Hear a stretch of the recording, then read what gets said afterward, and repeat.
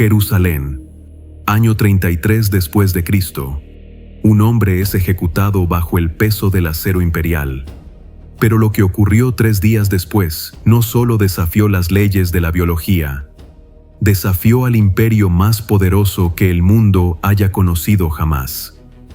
¿Es posible que la historia oficial sea solo una cortina de humo? Piénsalo por un segundo. Roma era una máquina de control absoluta. Si los discípulos, un grupo de pescadores aterrorizados, hubieran robado el cuerpo, a las legiones les habría bastado una tarde para recuperarlo.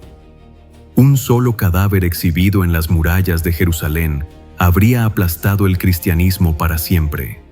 El movimiento habría muerto antes de nacer, pero Roma no lo hizo. ¿Por qué? Expertos sugieren que, en lugar de un cuerpo, Roma empezó a fabricar evidencias de pura desesperación, sobornos a tropas de élite, informes de inteligencia enviados directamente al César y leyes de muerte que nunca antes se habían visto en el Código Penal romano. Hoy, en El Sabio Investiga, abrimos el expediente prohibido. Vamos a revelar las 7 pruebas reales de que el enemigo número 1 de Jesús admitió, por escrito y en piedra, que su tumba estaba vacía. Prueba 1. El Edicto de Nazaret, el manipuleo legal del César. Para entender la magnitud de esta prueba, debemos viajar al año 1878. En ese año, un coleccionista de antigüedades llamado Wilhelm Freuner adquirió en Nazaret una losa de mármol que cambiaría la arqueología bíblica para siempre. Hoy, esta pieza reside en la Biblioteca Nacional de Francia, pero su contenido sigue haciendo temblar los cimientos de la historiografía secular. Se trata de la inscripción de Nazaret, un decreto imperial escrito en griego, pero emanado directamente de la voluntad del César. En el complejo sistema legal romano, existía una jerarquía de delitos muy clara. El robo de tumbas, conocido como violatio sepulcri, no era una novedad. Roma respetaba la sacralidad de los muertos, pero sus castigos solían ser multas económicas o, en casos de profanación extrema, el destierro a una isla lejana. Sin embargo, el Edicto de Nazaret rompe con siglos de tradición jurídica romana. El texto dice: «Es mi agrado que las tumbas permanezcan perpetuamente sin ser perturbadas, pero si alguien las extrae o traslada el cuerpo a otro lugar con mala intención, ordeno que tal persona sea condenada a la pena de muerte». Aquí nace la pregunta lógica: ¿por qué el emperador, probablemente Claudio o Tiberio, elevaría el robo de un cadáver al nivel de la alta traición? En el imperio, la pena de muerte se reservaba para asesinos, rebeldes políticos o aquellos que atentaban contra la seguridad del Estado. Al aplicar la pena capital al movimiento de cuerpos en la provincia de Judea, Roma está admitiendo que el robo de un cuerpo ya no es un delito común, sino una amenaza a la estabilidad del imperio. La cronología es devastadora para los escépticos. El edicto aparece justo en las décadas posteriores a la crucifixión, cuando el movimiento de los nazarenos empezaba a incendiar las sinagogas con una noticia que Roma no podía controlar: la tumba está vacía, porque Él ha resucitado.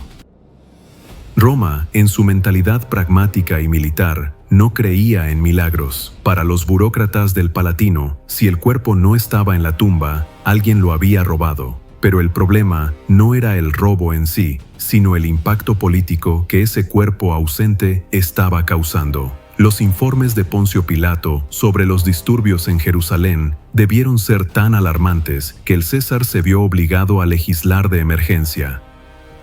Este mármol es, en realidad, un intento de control de daños. Al amenazar con la muerte a cualquiera que moviera un cuerpo, Roma estaba tratando de evitar que se repitiera el evento de la Pascua. Querían asegurarse de que ningún otro líder rebelde desapareciera de su tumba.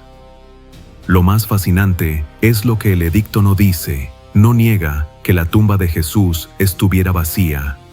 Si Roma hubiera tenido el cuerpo, o si hubiera podido demostrar que los discípulos lo tenían, no habría necesitado un edicto general. Habrían arrestado a los culpables y exhibido el cadáver para humillar al nuevo movimiento. Al dictar una ley que castiga el hecho de mover cuerpos, el César está firmando una confesión involuntaria. El edicto de Nazaret es el recibo de una tumba vacía que Roma no pudo llenar. Es la huella de un gobierno que intentó detener una resurrección con un decreto, dándose cuenta, demasiado tarde, de que las piedras y las leyes no pueden retener a quien es el autor de la vida. Prueba 2. La psicología del soborno y la disciplina militaris. Para el mundo moderno, un guardia quedándose dormido es un descuido. Para el Imperio Romano, era una sentencia de muerte. Si queremos entender por qué Roma admitió la tumba vacía, debemos dejar de mirar la teología y empezar a mirar el código de justicia militar romano. Cuando el Sanedrín pidió a Pilato una guardia para el sepulcro, no enviaron a simples vigilantes municipales. La palabra griega utilizada es custodia, que hace referencia a un destacamento de la legión, generalmente compuesto por 16 hombres entrenados para morir en su puesto. Estos soldados vivían bajo la disciplina militaris. Según el historiador Polibio, si un guardia romano abandonaba su puesto o se quedaba dormido durante la vigilia nocturna, el castigo era el fustuarium. El soldado era apaleado hasta la muerte por sus propios compañeros frente a toda la legión. No había juicios largos, no había apelaciones. El fracaso se pagaba con sangre. Aquí es donde la investigación detecta la huella de Roma. El relato histórico nos dice que, tras el evento de la tumba, los guardias corrieron a los principales sacerdotes. Estos, en lugar de entregarlos a Pilato para su ejecución, les dieron una gran suma de dinero y les prometieron: si esto llega a oídos del gobernador, nosotros lo persuadiremos y os pondremos a salvo. Según capítulo 28, versos 11 al 15 del Evangelio según Mateo. Esta frase es la prueba forense de una conspiración al más alto nivel. Primeramente, la cuantía del soborno. No fueron unas pocas monedas, fue una suma capaz de compensar el riesgo de ser ejecutados por deserción. Y luego, la inmunidad diplomática. Los sacerdotes no tenían autoridad sobre los soldados romanos, a menos que tuvieran un trato previo con Poncio Pilato. Roma admitió la tumba vacía en el momento en que permitió que estos soldados conservaran sus cabezas. Si el cuerpo hubiera estado allí, o si el robo hubiera sido una simple negligencia, Pilato habría ejecutado a los 16 hombres para mantener la disciplina y el honor de la legión. Al dejarlos vivir y aceptar la historia del robo mientras dormían, un crimen capital, el gobierno romano admitió que lo que sucedió en esa tumba era tan inexplicable que era preferible pagar por el silencio que admitir la verdad. Piensa en la lógica romana. Si los soldados estaban dormidos, ¿cómo sabían que fueron los discípulos quienes robaron el cuerpo? Un testigo dormido no es testigo en ningún tribunal del mundo, y mucho menos en el estricto derecho romano. Al oficializar esta versión absurda, el Imperio Romano dejó una huella de su desesperación. El soborno no fue para ocultar un robo, sino para crear la narrativa de un robo donde no había explicación humana. Roma admitió que la tumba estaba vacía al tener que comprar una mentira que protegiera el prestigio de sus legiones invictas. El recibo de ese soborno es, indirectamente, el acta de defunción del escepticismo romano. Prueba 3. El Acta Pilati y la maquinaria de inteligencia imperial. Roma no solo gobernaba con el acero de sus legiones, gobernaba con la precisión de sus escribas. Cada prefecto, al asumir el mando de una provincia conflictiva como Judea, se convertía en los ojos y oídos del César. Existía una obligación legal estricta: el envío de los commentari, diarios oficiales que registraban juicios, ejecuciones y fenómenos inusuales. Esta es la base de lo que hoy investigamos como el Expediente X de los Césares. Imagina el tabularium, el archivo central de Roma. Allí, en estantes de madera de cedro, se guardaban los reportes de todo el mundo conocido. Poncio Pilato, un hombre cuya carrera dependía de la estabilidad de Jerusalén, no podía permitirse el lujo de ocultar un evento que sacudió la capital religiosa de los judíos. Tras la crucifixión, ocurrió algo que rompió el protocolo romano. El reporte de Pilato no fue una simple nota de ejecución, fue un informe de anomalía administrativa. Según los registros de los primeros padres de la Iglesia, Pilato redactó lo que hoy llamaríamos un informe de inteligencia, detallando 3 eventos que Roma no podía ignorar: la oscuridad total que cubrió la región, registrada también por el historiador griego Flegón, el terremoto que dañó estructuras herodianas, y el golpe final, la desaparición de un reo bajo custodia militar. Aquí es donde la prueba se vuelve irrefutable desde el punto de vista histórico. En el año 150 después de Cristo, Justino Mártir escribió su apología dirigida al emperador Antonino Pío. En ella, Justino no predica, él argumenta como un abogado. Dice que estas cosas ocurrieron. Podéis convencer de los hechos, acta, redactados bajo Poncio Pilato. Hagamos una pausa de sabiduría. Justino Mártir no le estaba hablando a una congregación de fieles, le estaba hablando al jefe del Estado que poseía las llaves de los archivos. Citar documentos oficiales falsos ante el propio dueño de los archivos habría sido un suicidio legal y literario inmediato. Habría sido ejecutado por falsificar registros imperiales. El hecho de que Justino citara el Acta Pilati con tal confianza demuestra que el informe de la tumba vacía era un documento de consulta pública o semipública en las bibliotecas imperiales de Roma. Tertuliano, otro jurista romano convertido al cristianismo, añade una capa de profundidad fascinante. Él registra que el emperador Tiberio, un hombre conocido por su cinismo y su frialdad, quedó tan impresionado por el informe de Pilato que presentó una moción formal ante el Senado romano para reconocer la divinidad de Cristo. ¿Por qué un César haría esto? No por fe, sino por seguridad nacional. Tiberio entendió que si un hombre había vencido la muerte bajo el sello de Roma, ese hombre representaba un poder superior que era mejor absorber que combatir.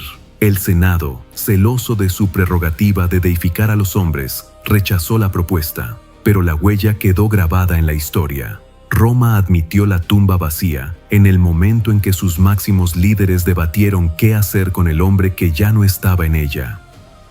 Al archivar el reporte de Pilato, Roma admitió formalmente que el caso nazareno no era un mito religioso, sino un fenómeno de Estado. El imperio tuvo que procesar burocráticamente la resurrección. Cada vez que un funcionario romano leía ese archivo en los siglos posteriores, veía la confesión de un prefecto que admitía haber perdido la batalla contra un sepulcro. Roma dejó la huella en su propia papelería, una huella de tinta y pergamino que confirma que el cuerpo desapareció bajo la mirada del águila imperial. Prueba 4. El testimonio de Tácito y el brote inexplicable. Para el investigador audaz, a veces lo que un enemigo admite por accidente es más valioso que lo que un amigo proclama con devoción. Aquí es donde entra en escena Cornelio Tácito, considerado por muchos como el historiador más grande y riguroso del Imperio Romano. Tácito no era amigo de los cristianos, los llamaba personas aborrecidas por sus infamias y consideraba su creencia como una superstición mortífera. Sin embargo, en su intento por desprestigiarlos, dejó una de las pruebas forenses más contundentes del vacío de la tumba.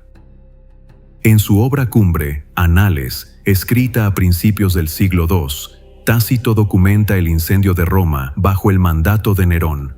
Al explicar quiénes eran los cristianos, escribe: «Este nombre les viene de Cristo, que bajo el reinado de Tiberio había sido entregado al suplicio por el procurador Poncio Pilato. Momentáneamente reprimida, esta detestable superstición brotó de nuevo».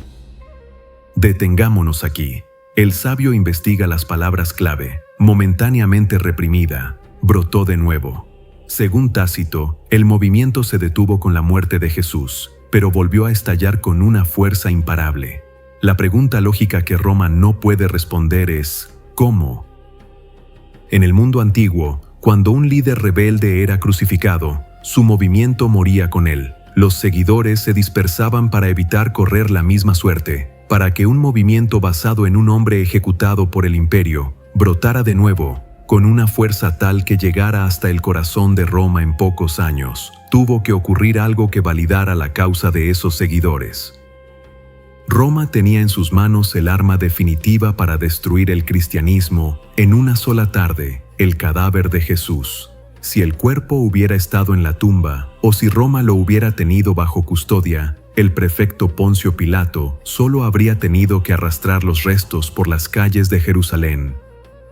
Al exhibir el cuerpo en descomposición del rey de los judíos, Roma habría demostrado que Jesús era un mortal más, un farsante derrotado por el acero imperial. El cristianismo habría muerto antes de nacer, pero Tácito admite que el movimiento brotó de nuevo en la misma ciudad donde ocurrió la ejecución. Esto es una imposibilidad logística si el cuerpo estaba disponible. Roma admitió que la tumba estaba vacía a través de su propia incapacidad para presentar la evidencia física de la muerte. El silencio de los archivos romanos sobre el paradero del cuerpo es la prueba de que no tenían nada que mostrar. Si los discípulos hubieran robado el cuerpo y estuvieran mintiendo, ¿por qué empezar a predicar la resurrección en Jerusalén, el lugar exacto donde cualquier ciudadano podía caminar 15 minutos y comprobar la tumba? Nadie miente sobre un hecho físico, en el lugar donde ese hecho puede ser desmentido al instante. Tácito, al registrar que el movimiento nació en Judea y llegó a Roma, está documentando el rastro de un incendio que el imperio intentó apagar con sangre, pero no pudo apagar con la verdad. Roma admitió la tumba vacía al recurrir a la persecución en lugar de a la evidencia. Si tienes el cuerpo, no necesitas leones. Si no tienes el cuerpo, solo te queda la espada. Prueba 5. El clavo de Givat Hamiftar, el error forense de las legiones. Durante décadas, el mundo académico sostuvo una teoría demoledora. La tumba de Jesús era una imposibilidad histórica. Argumentaban que Roma, en su crueldad infinita, negaba el sepelio a los sediciosos para que sus restos fueran devorados por los buitres. Para la ciencia, no había tumba porque no había cuerpo que entregar. Pero en 1968, en el sector de Givat Hamiftar, al norte de Jerusalén, la tierra se abrió para entregar una verdad que los escépticos no querían escuchar. Un grupo de obreros tropezó con un osario del siglo I. Dentro no solo había huesos, había una prueba de hierro. Lo que los arqueólogos encontraron fue un calcáneo, un hueso del talón humano, todavía atravesado por un clavo romano de hierro forjado de 18 centímetros. El clavo se había doblado al chocar contra un nudo de madera en la cruz, quedando anclado al hueso para la eternidad. Este no es solo un resto óseo, es un documento legal en piedra. El hecho de que Yehohanan fuera enterrado en un osario familiar, con el clavo de su ejecución todavía en su cuerpo, demuestra que Roma tenía un protocolo de concesión de restos. Bajo la ley romana, el digesto establecía que los cuerpos de los ejecutados debían entregarse a quienes los solicitaran para su entierro, siempre que no fuera un caso de alta traición extrema. ¿Por qué esto es un desastre para el argumento romano? Porque si Yehohanan recibió sepultura oficial, la entrega del cuerpo de Jesús a José de Arimatea deja de ser un relato bíblico para convertirse en un procedimiento administrativo estándar. Roma admitió el vacío porque Roma misma autorizó la logística del entierro. El prefecto Pilato firmó la orden de entrega. Las legiones verificaron el fallecimiento. Los soldados sellaron la piedra. Roma sabía exactamente en qué coordenada geográfica, en qué cueva y tras qué piedra se encontraba el hombre que habían ejecutado. Si el cuerpo hubiera sido arrojado a una fosa común, Roma podría haber dicho, se perdió entre los miles. Pero al autorizar el entierro en una tumba privada y sellada, Roma se puso la soga al cuello. Cuando la tumba quedó vacía, no pudieron culpar al caos de las fosas comunes. Tuvieron que admitir que el cuerpo se les escapó de un punto de control militar específico. El clavo de Givat Hamiftar es la prueba de que el escenario de la tumba era real y el fracaso de Roma absoluto. Prueba 6. El testimonium flaviano y el reconocimiento del colaborador. Para entender esta prueba, debemos conocer a Flavio Josefo. Él no era un seguidor de Jesús, era un fariseo, un general judío que se pasó al bando romano y se convirtió en el historiador oficial de la familia imperial, los Flavios. Josefo escribía para los romanos y su misión era explicar la historia de los judíos a los ciudadanos del imperio. En su obra monumental escrita a finales del siglo I, Josefo menciona a Jesús en un pasaje famoso conocido como el Testimonium Flavianum. Aunque algunos copistas medievales pudieron añadir frases, la base del texto es aceptada por la mayoría de los historiadores críticos. Josefo escribe que Pilato condenó a Jesús a la cruz, pero luego añade algo que hace saltar todas las alarmas de la inteligencia romana. Se les apareció al tercer día de nuevo vivo. La pregunta, ¿por qué un historiador pagano que vivía bajo el mecenazgo del emperador en Roma mencionaría la resurrección? Josefo no lo hace como un acto de fe, sino como un acto de registro. Él está documentando lo que se decía en Jerusalén bajo la vigilancia de Roma. Si Roma hubiera tenido el cuerpo, Josefo, como buen propagandista romano, habría escrito: sus seguidores dicen que vive, pero el prefecto Pilato conserva sus restos para desmentir tal locura. Al no poder desmentirlo, Josefo registra la aparición como un hecho social que el imperio no pudo sofocar. Roma admitió la tumba vacía al permitir que su historiador más importante registrara la creencia en la resurrección sin presentar una contraprueba física. El silencio de las legiones sobre el cadáver es el grito más fuerte en los libros de Josefo. Josefo trabajaba estrechamente con los archivos de Herodes y los registros del Sanedrín. Su acceso a la información era privilegiado. Si existiera un documento secreto en los archivos de inteligencia de Judea que explicara dónde estaba el cuerpo, por ejemplo, en una fosa común o en manos de un jardinero, Josefo lo habría usado para desacreditar el movimiento que estaba causando problemas al imperio. El hecho de que se limite a decir que se les apareció es la admisión tácita de que el cuerpo simplemente se había esfumado de la custodia romana. Prueba 7. El Litostratos. El testigo de piedra bajo la fortaleza Antonia. Para el investigador que no se conforma con lo superficial, la prueba final no está en los libros, sino bajo la tierra. Debemos descender a las profundidades del actual convento de las Hermanas de Sión, en la Vía Dolorosa de Jerusalén. Allí, a varios metros bajo el nivel de la calle moderna, yace el Litostratos, en griego, el enlosado. Son losas colosales de piedra estriada, diseñadas para que los caballos de la caballería romana no resbalaran. Pero estas piedras guardan un secreto mucho más oscuro. Son el registro físico de la presencia militar absoluta de Roma en el lugar del juicio. La fortaleza Antonia no era un cuartel cualquiera. Era una estructura imponente construida por Herodes el Grande y ocupada por la Legio Décima Fretensis y unidades auxiliares. Estaba situada en la esquina noroeste del templo, dominando toda la explanada sagrada. Desde sus 4 torres, los soldados romanos vigilaban cada centímetro de Jerusalén. La importancia del Litostratos radica en que este era el patio de armas donde Poncio Pilato instaló su bema, el tribunal oficial. Cuando el Evangelio de Juan menciona que Pilato sacó a Jesús al lugar llamado Gabata, se refiere a estas mismas piedras que hoy podemos tocar. Esto significa que Jesús estuvo bajo custodia militar máxima desde el primer minuto. No hubo vacíos en la vigilancia. El nazareno estaba en el centro del sistema de seguridad más sofisticado de la antigüedad. Al observar de cerca estas losas, los arqueólogos descubrieron algo estremecedor: grabados circulares y marcas de juegos de mesa similares al 3 en raya o el alquerque, pero con una variante macabra conocida como el juego del rey, Basilicus. Los soldados, aburridos por las largas guardias, lanzaban dados para decidir el destino de un prisionero condenado. El ganador del juego tenía el derecho de humillar al reo, ponerle una corona de espinas, un manto de púrpura y un cetro, una caña, antes de proceder a la ejecución. Estas marcas en el suelo son la huella dactilar de la ejecución. Prueban que el proceso contra Jesús fue estrictamente romano, siguiendo los patrones de crueldad documentados en otras partes del imperio. Aquí es donde el sabio investiga la falla en la teoría del robo. Si aceptamos que el Litostratos es el lugar del juicio, aceptamos que Jesús estaba rodeado por cientos de legionarios entrenados para la guerra urbana. Primero, vigilancia 24/7. La fortaleza Antonia funcionaba con turnos de guardia estrictos. Un robo del cuerpo habría requerido que los discípulos, pescadores y campesinos asustados burlaran no solo el sello de la tumba, sino toda la infraestructura militar que rodeaba el lugar de la ejecución y el sepulcro adyacente.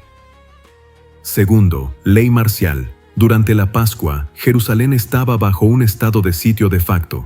La presencia de la guardia pretoriana y los auxiliares se triplicaba. Cualquier movimiento sospechoso en un radio cercano al Gólgota, que estaba a pocos metros de los muros, habría sido interceptado al instante.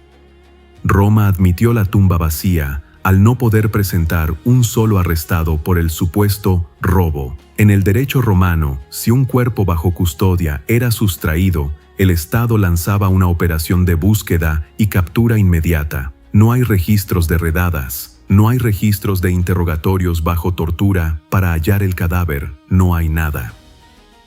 El Litostratos es el testigo mudo de que Roma tenía el control total de la escena. Que el cuerpo desapareciera de un área tan militarizada es la prueba de que el evento superó las capacidades de la legión. Roma perdió la evidencia en su propio patio de armas. El enlosado que vio el juicio es el mismo que hoy confirma que el imperio fue burlado por un poder que no pudieron grabar en sus piedras.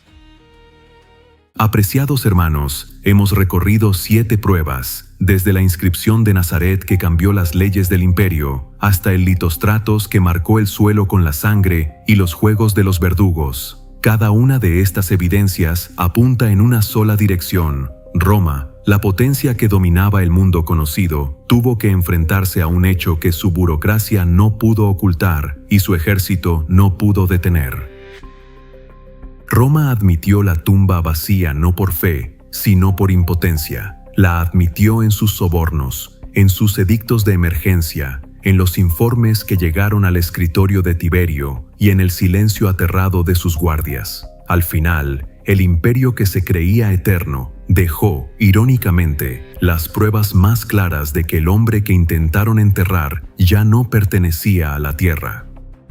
El sabio ha investigado, el expediente está completo. Roma dejó la huella, pero la historia la leyó. La tumba estaba vacía y el imperio fue el primer testigo oficial de ese milagro. Nos vemos en el próximo video.